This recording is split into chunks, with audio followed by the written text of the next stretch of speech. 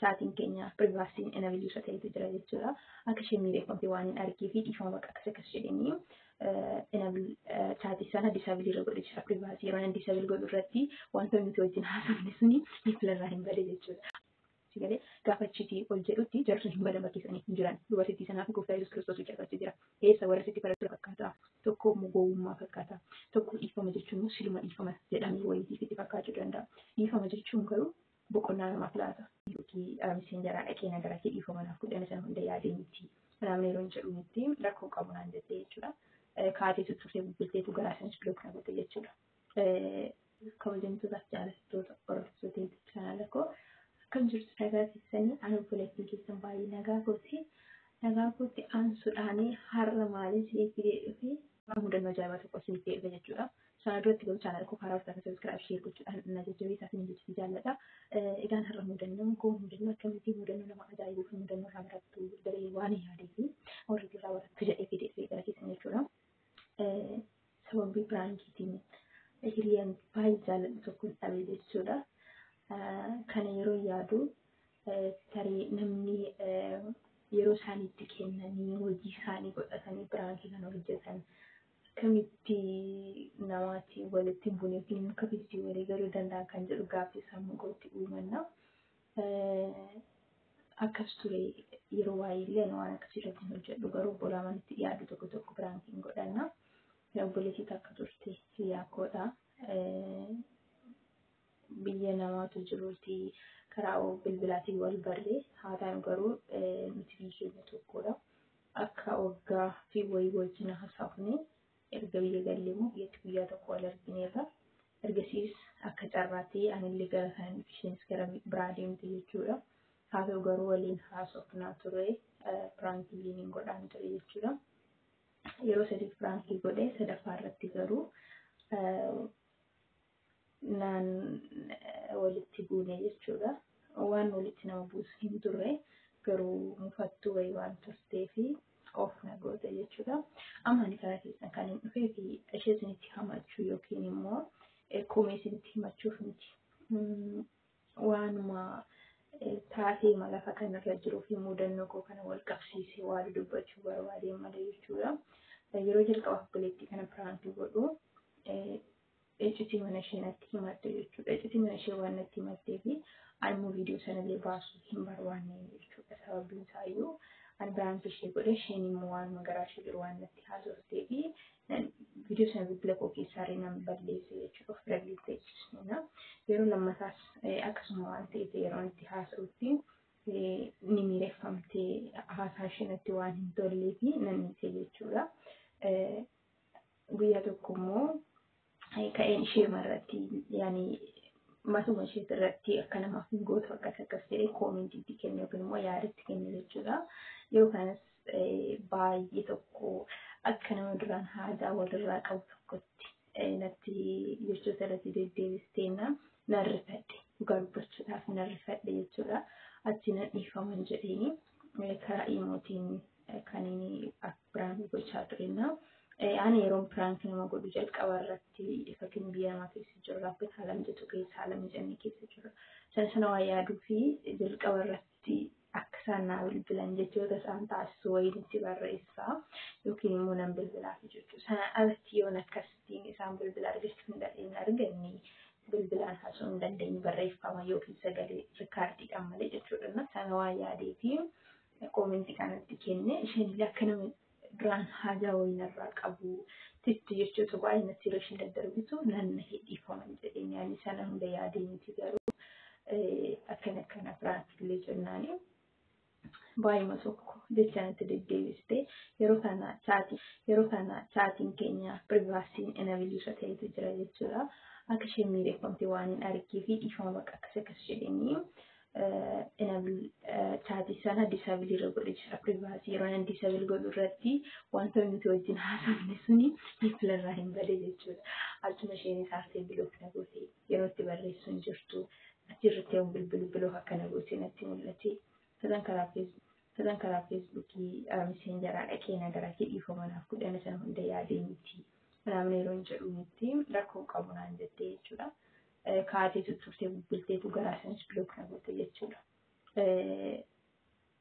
maaliif isin jechuu barbaadan kan hundumaa qarsiniif kaasee yeroo tokko balleessine isaa ta'u balleessuu baannus gaafa namaan dhiifama jennuuni namaatti tokko sodaa fakkaata tokko gowwummaa fakkaata tokko dhiifama yeroo tokko balleessine isaa ta'u balleessuu baannus gaafa namaan dhiifama jennuuni namaatti tokko sodaa fakkaata tokko gowwummaa fakkaata tokko dhiifama jechuun siluma dhiifama jedhamee wayiitiif itti fakkaachuu danda'a. Dhiifama jechuun garuu boqonnaa namaaf laata. Dhiifama jechuun wanta nagaa namaaf laatu jireenya namaatiif nagaa laatu jechuudha. Kanaaf yeroo baay'ee nuti biyya lafaa kanarratti gaafa dhiifama waliitiin jennu dhiifama ishee jettu kanaan waanuma salphaatti goonee ilaalla jechuudha. Namoonni afaaniin dhiifama yoo siin jedha yookiin dhiifama yoo siin godhani garaa keessatti madaan keessa isaaniitii kan hin baannetu jira jechuudha. Garuu ta'uu hin qabu. Walitti qabamuun namarra hin jiraatu. Keessumaa immoo waan tokko ammatti yaaddee waan sana raawwatanitti wanta tasasee mudatu irratti dhiifama naaf gochuun dirqama jechuudha. Maaliifini gooftaa keenya Yesuus Kiristoosii dubartittii ejjarratti qabanii birdiidhaaf gara gooftaa Yesuus Kiristoos geessan sana silaa akka seera biyya sanaati namni akka hojjete yookiin namni cubbuu hojjete tokko hin ajjeefama ture. Garuu jarri sun gara gooftaa Yesuus Kiristoos birdiidhaaf gaafa geessanitti akkas jedhanii gooftaa Yesuus Kiristoos isin keessaa namni cubbuu hin hojjenne yoo jiraate dubartittii kanatti dhagaa kana haa darbu jedheeni. Yeroo isaan gaaffiidhaan itti deddeebi'uu barbaadanii gooftaa Yesuus Kiristoos gad jedheetu quba isaan lafatti barreesse jedha. Yoo jiraate dubartittii kanatti dhagaa kana haa darbu jedheeni. Yeroo isaan gaaffiidhaan itti deddeebi'uu barbaadanii gooftaa Yesuus Kiristoos gad jedheetu quba isaan lafatti barreesse jedha. Sigalee gaafa achiitii ol jedhutti jarri sun hin badan bakkeessanii hin jiran. Dubartittii sanaa fi gooftaa Yesuus Kiristoos achi jira. Eessa warra sitti faraduuf turan sun yommuu tokkollee murtoo irratti fudhannee ilaallu maayaa gooftaa koo kana booda cubbuun hojjete jedheetu gooftaa Yesuus Kiristoos akeekkachiise. Cubbuu isheedhaaf dhiise. Dubartittii silaa namoonni suni ajjeesuudhaaf lubbuu ishee baasuudhaaf firdiidhaaf gara isaatti geessanii inni garuu ittiin faranne kana booda cubbuun hojjetiin jedheetu akeekkachiise ishee gaggeesse jechuudha. Argitan garaagarummaan nuufi waaqayyoon gidduu jirutu kanadha. Waaqayyoo araaraaf ni ariifata. Gaafa nuti waan tokko yakkinee cubbuu hojjennee waaqayyoon nuuf dhiisi jennee gara waaqayyootti deebinee waaqayyoon araara kadhannu waaqayyo nuuf dhiisa jechuudha. Namni garuu gaafa waa balleessitee ta'us balleessuu baatus gaafatti dhiifama jettu tokko dhiifama gaafa jettuun waan sodaatti fakkaatu sirratti ka'a. Tokko immoo gaafa dhiifama jettuun gowwummaatti fakkaata. Deebisee immoo gaafati bakka nama kana dhiifama nama jettee yeroo itti deddeebitu keessuma gowwummaatti fakkaatu jechuudha. Garuu akkas miti keessumaa nuti kiristaanonni waa'ee dhiifamaa Macaafa Qulqulluun sirriitti keessa gadi nu barsiisa. Gaafa nuti dhiifama namaaf goone keessi keenya illee nagaa argata. Nama jireenya korratti waa tokkoon hubadhe jechuudha. Gaafa nama tokko miiqee yookiin immoo jecha kunis qoosaadhaanis tasa yoo nama sanatti bu'ee nama sana deddeebiin dhiifama gaafadha. Namni sun waan jecha sana darbu natti hin fakkaatu deddeebiin dhiifama gaafadha. Yeroo kana yeroo namni suni dhugumaan garaara naa dhiise ta'ee mallattoowwan jireenya korratti ta'antu jiru. Keessi koo boqonnaa argata. Sigalee kadhachuuf illee gaafa fuula waaqayyootti gad jedhu bakka jabaadheen kadhadha. Gaafa garuu waan ta'e namni natti qabamee yookiin ofii kootii waan ta'e balleessee waan ta'e jiru natti ulfaata. Jilbi koollee hin qabamu, arrabni koollee hin dhaqama jechuudha. Kanaaf kadhata irratti nan laafaa. Jireenyi koo waan hundumtuu jeeqama. Abjuun koollee dura kootii badaa. Wanti gaariin natti mul'atu bakka waan baay'eetu jireenya koo raasa jechuudha. Garuu biyya lafaa kanarra aarii baay'eetu jira. Jireenya keenya keessatti abdii kutachuu dandeenya. Wantoonni haala ittiin biyya lafaa kanatti ta'an gola jiru keessatti wantoota tokko gaafa arginu abdii kutannaa gungumna waaqayyo irratti rakkina keenya waan keenya ilaalle jechuudha. Waan sanaatiif yeroo akkasii dhaggeeffadhee gaafan jiru yaani haalota sana keessa baatee miireeffamtee wanti gaariin jireenya keetti hin mul'atu. Ani akkasii jireenya kootti wanti gaariin hin mul'atu. So ani amala koo keessatti amala dafee waa dhiphachuun qaba. Wanti tokko gaafa uumamu dafee dhiphadha.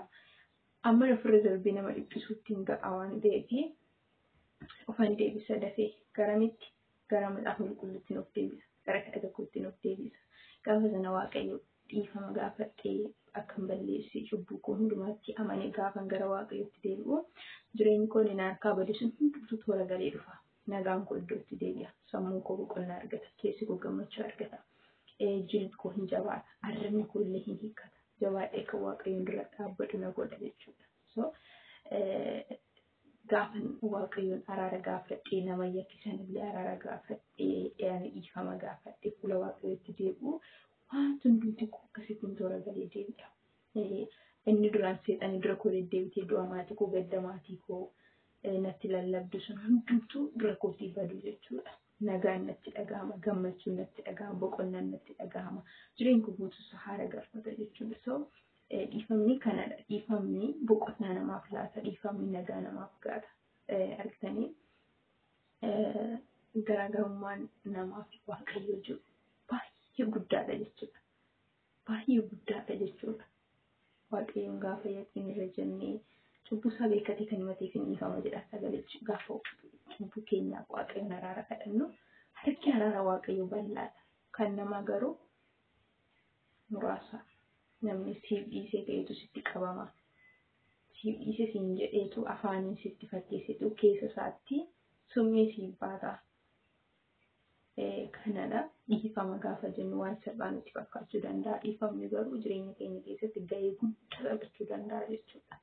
Gahee guddaa taphachuu danda'a. Tokkoffaa gaafa nuti dhiifama namaaf hin gooneef garaatti namaaf waan hamaa yaadne waan hamaa baay'ee ta'ee Waaqayyo biraallee eebbi keenya gadi nuuf hin dhiifamu. Sababiin isaayyuu obboleessa keessi yakkeef dhiisi jedha sagalichi dursatoo Waaqayyoon dhiifama gaafatiin obboleessa kee nama yakkite yookiin nama si yakkee jiruuf dhiifama gootitiidha. Waaqayyoon dhiifama gaafachuun kan sirra jiraatudha. Kana jechuun jaalladha. Kana gaafa inni ilaalu ani namoonni akkasitti hojii isaanii godhatanii firankii kanarratti hojjetan kun akkamittiin nama walii galu, akkamittiin nama walitti bu'anii waan jedhu wayii na yaachisa. Hamma yoonaatti ani namoota muraasa irratti waan akkasii hojjedhu karaa bakka jireenya dhuunfaatiin wal qabateena. Shittiin kun garuu natti miireeffamtee waa'ee natti jijjiiramtee fi hedduu natti dhagahame nan gaddisa akka nama dhuunfaatti nan gadda sababiin isaayyuu waan qoosaa jedhanis silaa wal dhabuun hin malu ture yaagaa amala namaa ammaa beekamu waan ta'eef adda baafachuun ni ulfaata. Kana isin jechuu jaalladha. Ergaan kun ijoon maaliidha? Dhiifama namaaf godha. Nama yakkitanii dhiifama. Nama si yakkeef dhiifama godha. Dhiifama gaafa gootanii dhugaa Waaqayyoon sitti hima. Eebbi keessan dachaa gadi isiniif dhiifama. Gaafa dhiifama namaaf hin goone namatti qabamtanii eekileen kun akkas na goote eekileen kun akkas narra dubbatte jettanii gaafa isin nama sanatti qabamtanii waa'ee nama sana sammuu keessan keessaatii hin ba'u jechuudha. Waan nama sanaa yaaddu, waan nama sanaa bakka jecha nama sanaatti qabamtanii waa'ee nama sanaa yaaddu waan ta'eef jireenya keessan hin